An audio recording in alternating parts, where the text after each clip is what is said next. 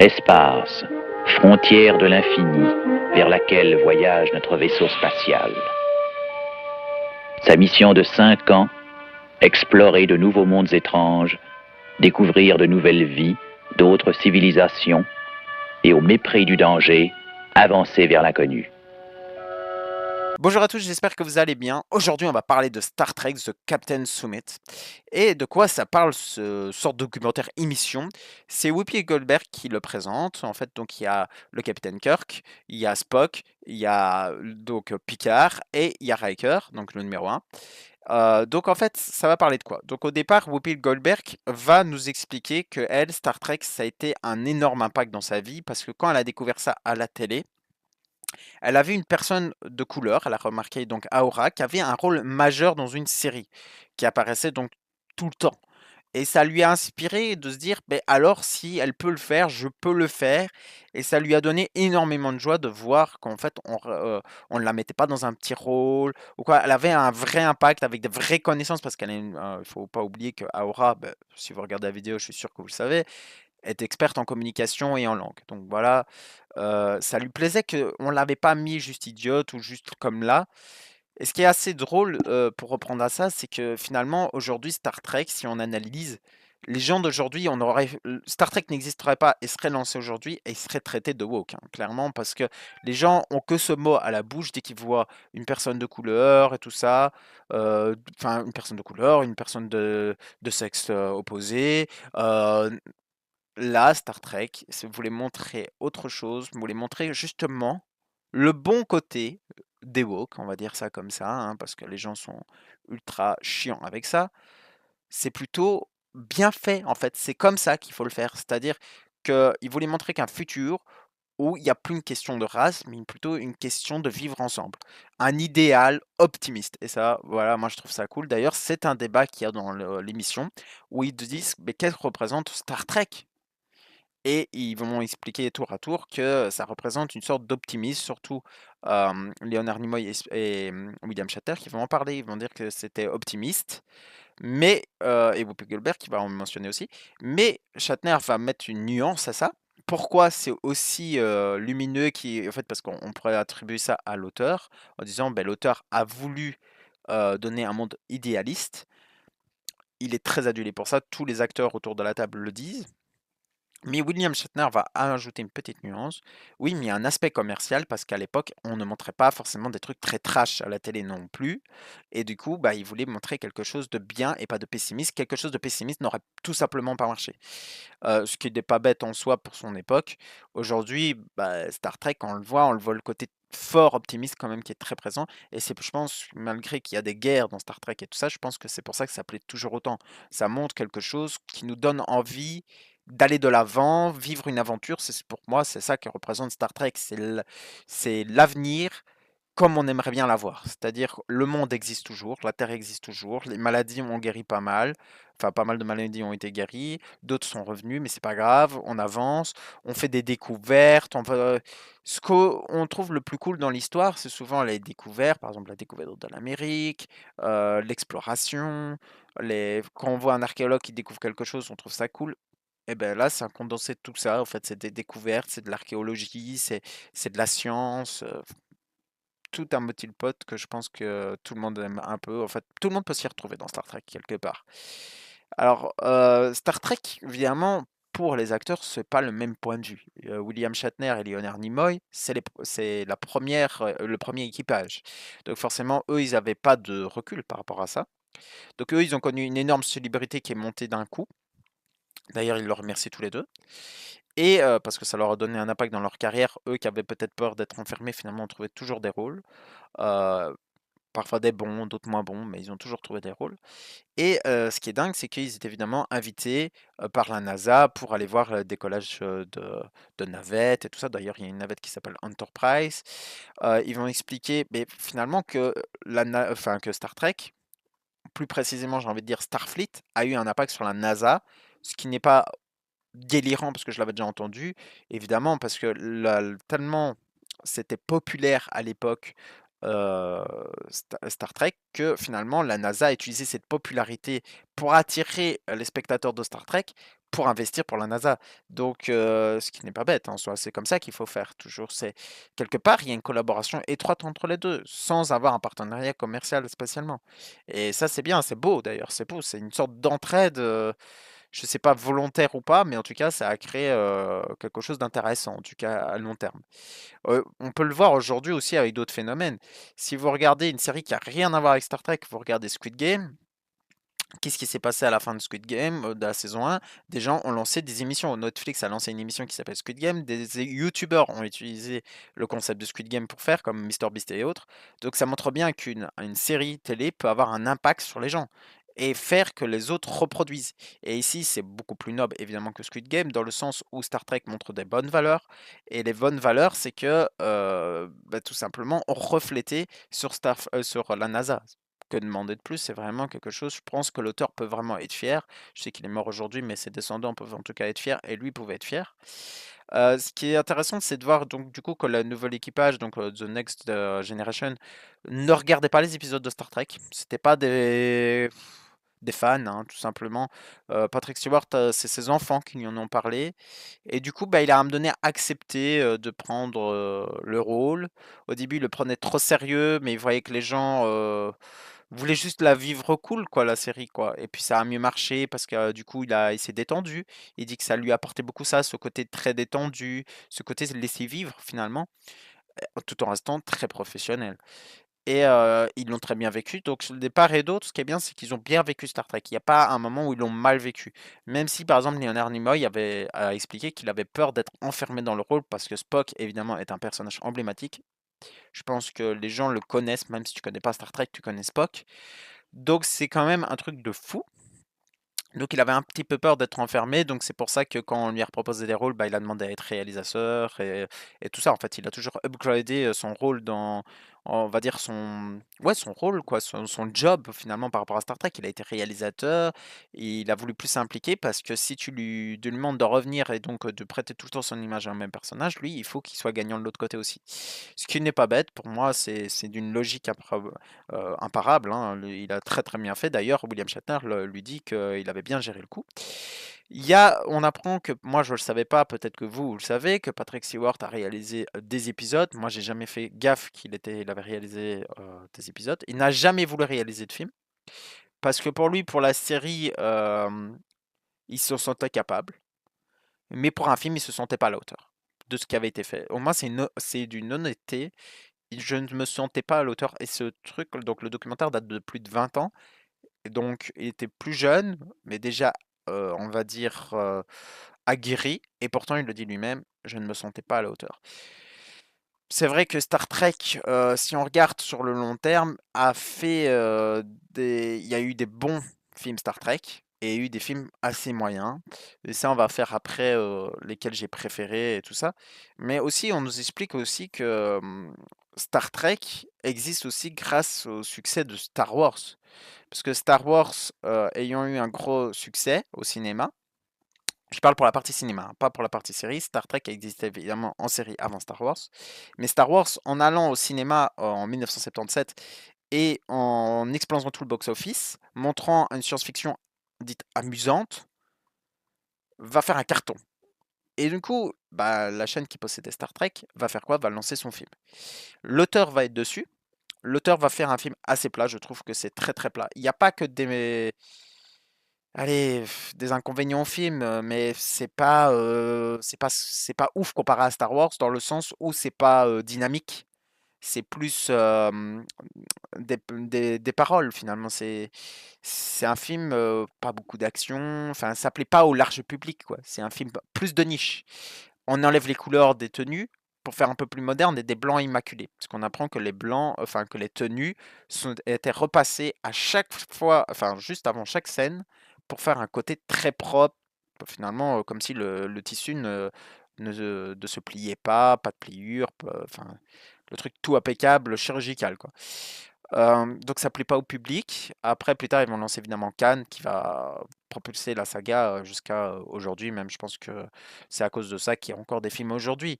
Mais évidemment, si on prend à l'inverse, évidemment, Star Trek, la série, à mon avis, à mon humble avis, a inspiré un peu Star Wars. Dans le sens où George Lucas a certainement grandi avec un peu Star Trek et tout ça. A grandi, il avait dit, avec Valérian et tout ça. Tout ça, ça l'a inspiré. En voyant qu'on peut faire de la science-fiction et faire des effets spéciaux, parce que Star Trek utilisait des effets spéciaux maintenant qui sont devenus moches pour la série originale, mais ils lui en font comprendre que c'était possible. Parce que ils expliquent bien, Leonard Nimoy notamment, que avant la science-fiction c'était un peu nanardesque. Alors si on reprend pour moi les films qui ont été les plus impactants, comme on pourrait dire les plus impactants, moi je prendrais évidemment La Colère de Cannes que je trouve excellent, une confrontation avec un vrai méchant qui inspire le mal, mais ultime, avec notamment une petite mention pour la voix française qui est vraiment très bon. Enfin, de toute façon, tous les doubleurs français étaient assez bons dans le film. Non, c'était vraiment très très bon. Donc celui-là, surtout pour la fin aussi, hein, avec la mort de Spock, c'était juste exceptionnel, triste. Moi, je connaissais pas grand-chose de Star Trek au moment où je la découvre, et pourtant j'ai trouvé ça beau, vraiment beau, et j'étais qu'adolescent, et pourtant j'ai trouvé ça magnifique. Après celui-là, je dirais, donc je vais pas prendre trop. J'ai bien aimé quand il voyage dans le temps. Vous allez dire c'est un peu nanardesque. C'est vrai qu'il a un côté nanardesque parce qu'on voit qu'il a pas quasiment pas de budget parce que finalement il n'y a pas d'effets spéciaux, des masses. C'est des gens qui reviennent sur Terre dans le passé, donc en fait dans notre, enfin, à l'époque au moment du film, mais il était contemporain du film quoi. Donc c'est des gens qui viennent du futur, qui viennent dans 1980. C'est un peu ce que Planète des Singes avait fait plusieurs années avant. Euh, C'était sympa, mais moi, ce que j'aimais, pourquoi ça m'a impacté? Parce que, en fait, bah, déjà, il y avait la survie de la Terre, donc Kirk doit sauver la Terre. Et il y avait le côté un petit peu fun de montrer que finalement, ils ont eu un impact même dans le passé, dans le sens où Scotty va donner la formule au gars qui va construire le bassin, enfin le plastique, hein, enfin, c'est une sorte de plastique, je crois, dur, ultra résistant, là, qu'ils utilisent pour les bassins. Je trouvais ça assez fun. C'est pas impactant dans le sens où c'est pas le meilleur Star Trek du monde, mais ça reste quand même assez sympa, je trouve. Et évidemment, moi j'ai bien aimé la nouvelle génération, notamment The Next Generation, justement parce que on avait le côté les deux mondes. En fait, ce qui est bien, c'est qu'on voyait directement, on n'a pas besoin d'avoir vu la série. On peut voir directement le film, et tu vois dans le film que le temps est passé, pas pour le pire, déjà, pas pour le pire. Ça est dans une continuité. Et en même temps, on voit aussi ce qui m'avait beaucoup impacté, c'est de voir Kirk dans le Nexus, qui finalement montre qu'il a comme des regrets, enfin vit comme avec des regrets d'avoir finalement travaillé avec Starfleet et tout ça, ce qui est assez triste et tout ça, et surtout c'est une fin, c'est comme un enfer quoi. Il est comme dans son propre enfer, alors que c'est un capitaine qui a tellement apporté, qui a tellement aidé de gens, qui est devenu légendaire. Aujourd'hui, même dans les séries qui sont parfois dans le futur et tout ça, ils expliquent que ça va être c'est une légende, une légende des livres d'histoire et tout ça. Donc moi, ça m'a beaucoup impacté celui-là. J'ai bien aimé avec Zefran Cochrane aussi, parce que je trouvais que c'était bien de montrer qu'un héros n'est pas forcément celui qu'on croit. En fait, on fait une image d'un héros, mais si on le découvrait en vrai, ça se trouve, ce serait comme là, un alcoolique ou autre, quoi, un mec très simple. Et il a pas une aura qui lui suit au cul comme les elfes dans Seigneur des Anneaux. Seigneur des Anneaux, j'adore, mais évidemment, c'est une fiction. Dans la vraie vie, vous imaginez bien que même un acteur n'a pas une aura, quoi. C'est juste c'est son travail qui crée son aura. C'est pareil ici, c'est ça que j'avais bien aimé, c'est que Zefran Cochrane, c'est son travail qu'il a fait qui va lui procurer une aura. Ça, j'ai vraiment aimé en film. Un autre film que j'ai vraiment bien aimé, bah, évidemment, dans la nouvelle saga, j'ai bien aimé le premier Star Trek, donc de 2009, de J.J. Abrams, parce que ça dépoussiérait, ça dynamisait, ça mettait à moderne, tout simplement. Alors on aime, on n'aime pas, hein, mais moi j'ai vraiment bien aimé parce que le public était d'accord, c'était un bon blockbuster. Dans le sens où tu pouvais en parler, moi j'étais à l'école, tu pouvais en parler aux gens. Tu dis, tiens, j'ai été voir Star Trek. Bah, les gens ils disaient, ah ouais, il est comment et tout. Parce qu'ils voyaient le potentiel que les fans de Star Trek voyaient déjà dans l'ancienne saga en soi. Mais là, on le voyait. Il y avait des trucs qu'on n'avait jamais vus. Le Kobayashi Maru, on l'avait jamais vu en fait en soi. Là, on le voit. Euh, on voit comment Kirk a rencontré Spock, comment il a rencontré le médecin McCoy. Non, c'était une belle découverte, surtout qu'on voit comment son père est mort. Normalement, il ne doit pas mourir, mais là, on voit comment il meurt et tout. Il y avait vraiment quelque chose. Pour le coup, ce film a une aura pour moi parce que c'est une sorte d'origine, et c'est ça qu'on voulait voir, et je pense que ça a été un énorme succès pour ça. Et le 2, j'ai beaucoup aimé aussi parce que c'était encore là, sur Cannes, et j'aime vraiment beaucoup ce personnage en méchant, surtout que là, il était joué merveilleusement.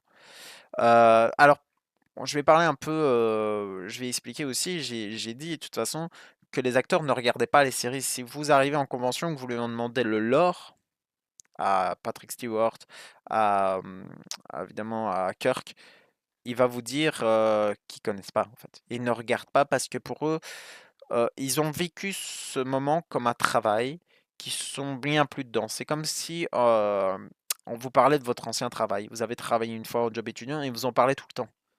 On vous demandait, par exemple, vous avez travaillé dans une station d'essence en tant qu'étudiant, et on vous demande tout le lore autour de ça, l'histoire des stations essence. Où est-ce que ça va être dans le titre? Bah, vous allez me dire, bah, j'en ai rien à foutre.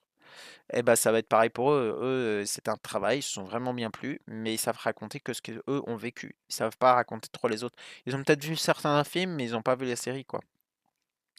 Alors, ce qu'aujourd'hui on en est avec Star Trek, si on parlait, parce que je fais un parallèle, beaucoup le documentaire et tout ça, parce que je peux pas trop spoiler le documentaire, évidemment, parce qu'ils donnent beaucoup leur point de vue sur leur fait d'avoir réalisé, l'impact que ça a eu et tout ça. Donc, il faut regarder, évidemment, c'est très peu de sujets finalement employés pour parler beaucoup. Donc, il faut évidemment beaucoup le voir.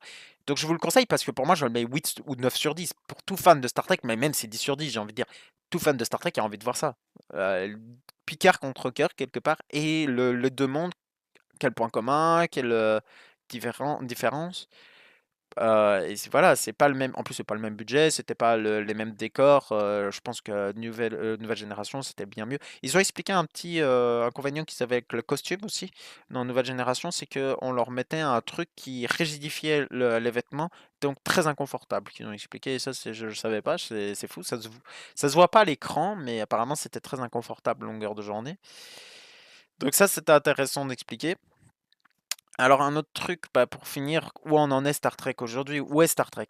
Ou enfin dans le cœur des gens, tout simplement. Moi, je suis toujours fan de Star Trek. J'attends toujours s'il y a des films, j'irai les voir. J'ai toujours regardé Picard, j'ai regardé Discovery. J'ai pas fini Discovery, mais je vais le continuer. Je suis en train de regarder New World et tout ça. Donc ça a quand même toujours un impact dans ma vie et je revois volontiers les anciens films et tout ça. Mais c'est vrai que dans le cœur des gens, si je pose la question à des gens qui sont juste, qui ont bien aimé les derniers films, pour eux c'est trop gentillet, c'est plus dans l'air du temps. Vous allez me dire, mais ils connaissent rien. Et évidemment, je suis d'accord avec vous, ils ne connaissent rien. C'est pas trop gentil Star Trek. Ça parle de bonnes valeurs, d'accord, mais c'est pas trop gentil, mais c'est pas l'air du temps. C'est pas mis en avant, mais je pense que le jour où il va y avoir des films, parce que c'est ça qui peut reconvaincre un peu un public, c'est les films. On l'a bien vu avec Dune. Ben ici, le jour où il y aura un autre grand film Star Trek, je pense que les séries, ça va cartonner. Ça va être mis un peu plus en avant. Aujourd'hui, c'est plus de niche quelque part. Si on connaît pas Star Trek, on n'est pas attiré. Moi, je le vois bien tous les jours. J'en parle avec des collègues. Les collègues disent, bah, Star Trek, j'ai peur, je trouve que c'est un peu osef, quoi. Hein, ou ma copine, c'était un peu pareil. Oh, Star Trek, voilà, quoi. Ça a une connotation assez vieillotte et démodée, en fait. Alors que pas du tout, finalement, c'est l'inverse de ce que ça a voulu représenter. Parce que c'était tourné vers l'avenir, et Star Trek, c'est toujours l'aventure et l'avenir. Et du coup, bah, on peut souhaiter que le meilleur, évidemment, pour Star Trek. Je pense que chacun d'entre vous a un avis sur une série qu'ils ont aimée et tout ça. Et il y avait Enterprise, il y a Nouvelle Génération, il y a Deep Space Nine. Il y en a plein de séries Star Trek. Il y a de quoi se faire péter le beat, j'ai envie de dire.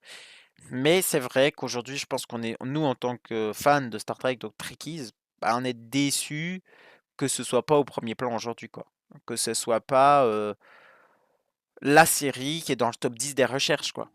Vous allez dire, mais on n'a pas besoin de ça. Oui, mais en fait, pour qu'il y ait du bon Star Trek aussi, et quand je dis du bon, mais au cinéma, tout simplement. Moi, je suis fan de cinéma, donc j'aime bien qu'il y ait un film Star Trek au cinéma au-delà des séries. On a quand même envie que ça marche et que ça convainc les gens d'aller le voir parce qu'on a envie que ça continue. Quelqu'un qui me dit: «Oui, mais je m'en fous que ça marche ou marche pas». Bah, il faut, si vous êtes fan de New World.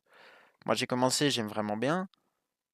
vous avez pas envie que les gens ne regardent pas parce que sinon, il y a plus de chaîne. Il y avait que vous et moi, la série tomberait très vite, quoi, dans l'oubli. Donc on n'a pas envie de ça, on a envie que ça fonctionne.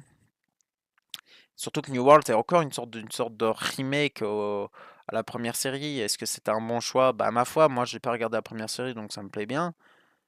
Mais voilà, donc on peut que souhaiter le meilleur à Star Trek. Je pense qu'ils vont revenir au devant. Ils ont toujours réussi. À me donner, se fait un peu oublié, puis ça revient, ça reste un peu de niche, et puis ça revient au devant de la scène. Donc à me donner, ça va revenir.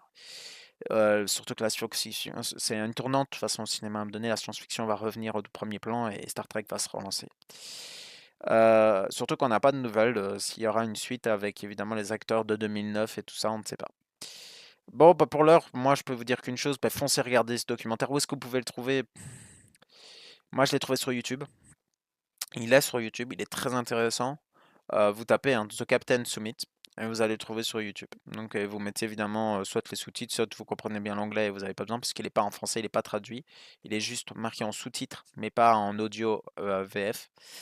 Bah, après, ce que je peux vous dire, c'est si vous avez mes genres de vidéos de découverte que je peux vous faire sur Star Trek et autres domaines, bah, mettez un commentaire. Quel est votre film préféré de Star Trek? Quel impact ça a eu dans votre vie? Quel personnage vous préférez peut-être? Moi, c'est Kirk. Clairement, c'est Kirk parce que j'adore son côté fonçard et tout. Moi, j'aime vraiment bien son côté homme d'action, quoi. J'aime vraiment beaucoup.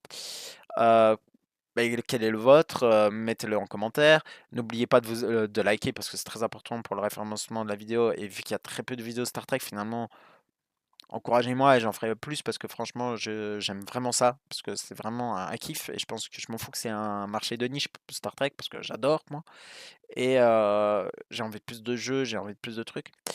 Et n'oubliez pas de vous abonner si ce n'est pas déjà fait. Et je vous dis à très bientôt. Au revoir.